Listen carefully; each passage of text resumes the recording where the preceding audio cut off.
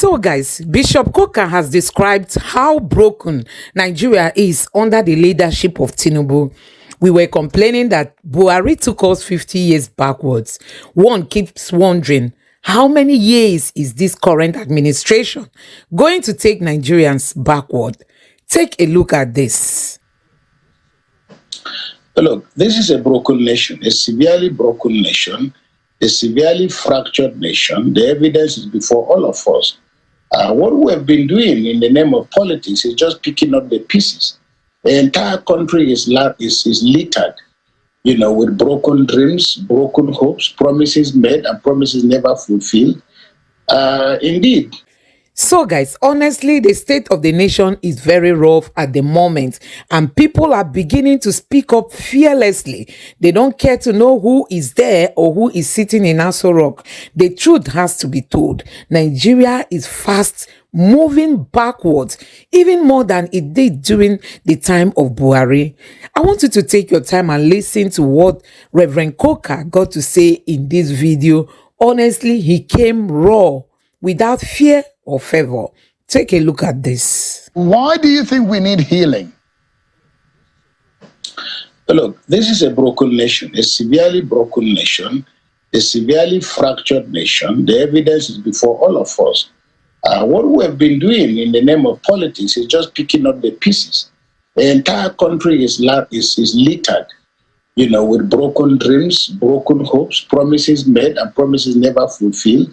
And a lot of the mess that we now find ourselves is a mess that was created by us. So I think the first thing is to have the humility and the introspection to say, yes, we can't go on like this. This is not the way that this country was meant to be. Mistakes have been made. We are not even concerned about who made the mistakes, but that mistakes have been made. And that politics can provide a platform for helping with this healing. And this is why, like I said in my message, we need to see a much more robust program designed by government to help us go away from just lining up and collecting palliatives, so-called, when we are not in a war. I think it is the height of indignity to see Nigerians lining up every day under the sun and waiting to collect bags of rice, which probably never come. Not because money has not been given, but because everybody who gives out money in Nigeria from the federal government, we know that a good part of this money is always stolen. And Nigerians are not looking for handouts. People, ordinary farmers, just want to go back to their farms. People just want to be able to get on with their lives. And this is why ending insecurity is the beginning of this healing. And a decisive program and plan for ending insecurity within a timeline will be the beginning of this healing. Yeah, you talked about rejigging of the architecture, the security architecture in Nigeria. But you have a perspective at that. How do you think we can go with that? Because you say that first and foremost, instead of handing out these handouts, let's first and foremost, since we're not in a state of war, let's first of all make the farms and our society secure. When the government says they are rejigging architecture, what comes to mind and how do you think we can better tackle that kind of situation? I'm not the commander-in-chief of the Federal Republic of Nigeria. I'm also not the chief of army staff or the chief of defense staff. But on a more serious note, what is very disheartening, I speak to, people across the board, and I speak to people in the security agencies. I speak to policemen, I speak to the military, I speak to young people in the middle. And all we hear consistently and persistently is that young military officers are convinced that they can wipe out this nonsense called banditry and insecurity. But there is a feeling that at the top, there is no political will. I believe that the Nigerian military is pretty well equipped. The challenge we should ask, and the question we should ask ourselves, is how and why is it that fighting insecurity has become so instrumentalized? To the point that it is looking as if ending insecurity is not something that there is a lot of enthusiasm about, because it has become a meal ticket for quite a significant number of people across the board.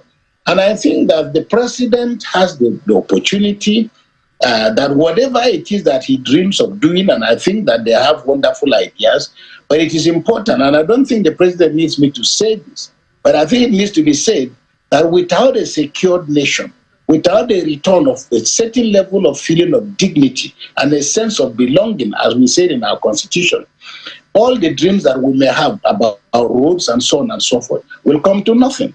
So Nigerians need to have a country that they can believe in. And as I said, I believe the infrastructure conversation is very, very important, very, very significant, and I can correlate the absence of infrastructure with the persistence of insecurity. Because all you need to do is to also say that if we have this road, the kind of roads that the Minister of Works is talking about, then of course you're not going to have all these breed of human beings that are coming out of the middle of hell, stopping people on the highway, to do the things that they are doing. But I think there needs to be a pretty well-crafted message that tells us that this insecurity is going to end, and there is a timeline for that. You're not going to solve the problem by diluting the Nigerian military, by bringing in hunters and vigilantes. This doesn't do justice to the professionalism of the Nigerian army.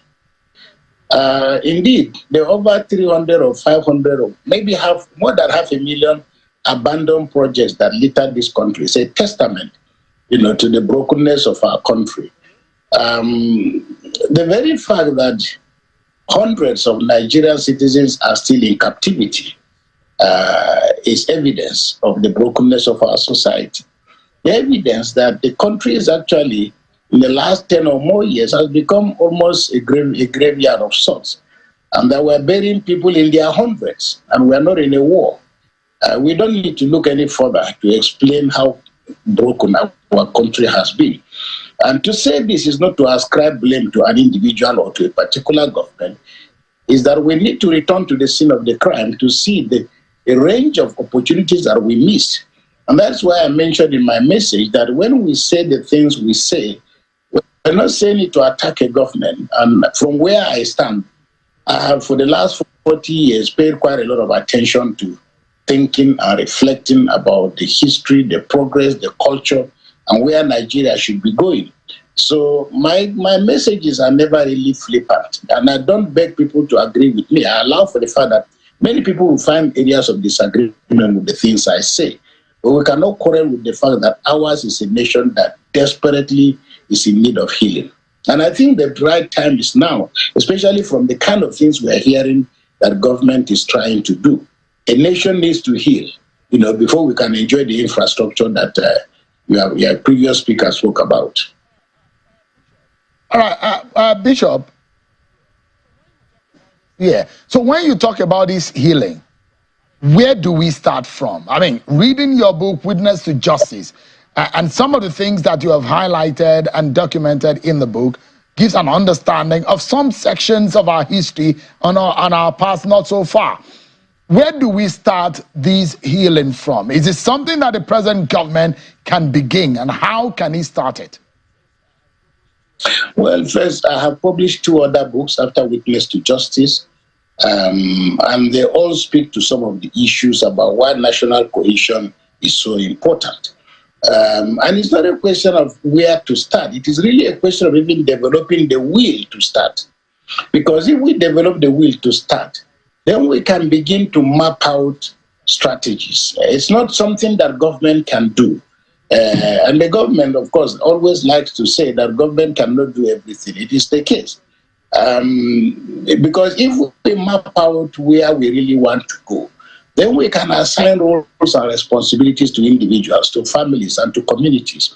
But there has to be a program of believability. There has to be evidence that the government tells us very clearly where it wants to go, how it hopes to get there, and how we fit into all of this. But we need to, first of all, accept the brokenness of our society, and that this brokenness is the result of our own handiwork. We are not under occupation. We are not in a war with anybody. The British have since left. So, guys, the situation in Nigeria now, some people keep saying, if you have a way to japa and you don't japa, it means something is wrong with you, because the situation on ground is not giving hope at all. People are now encouraging other Nigerians to leave the country and not to stay back. At least have one person from your family stay abroad so that when the times becomes very tough, you can have somebody you can beckon on.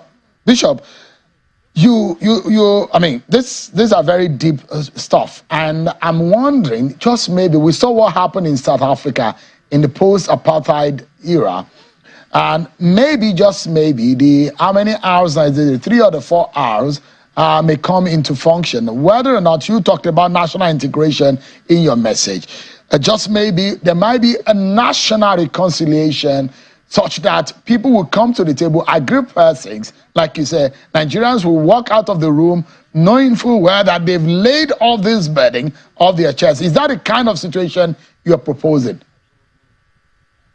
Absolutely. I mean, the idea of an operator panel is a huge mistake. Nigeria, actually, the federal government does not need to gather people again in a room. We do not need, the injuries are very clear. The scars are on our faces. The wounds are everywhere. You can see them. And like somebody said, even a blind man can tell when it is raining. So we don't need to have any combat. Most of the documents in the Oputa panel laid the foundation for the things we're talking about.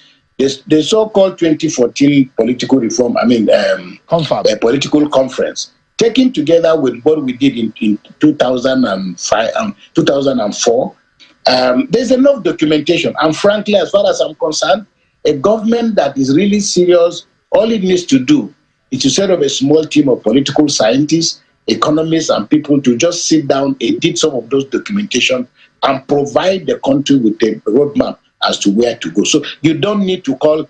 I mean, people exaggerate and over dramatize what happened in South Africa. I visited South Africa myself. I had meetings with Archbishop Tutu. I went to I've traveled around Asia. I've visited and talked about truth commissions everywhere in the world.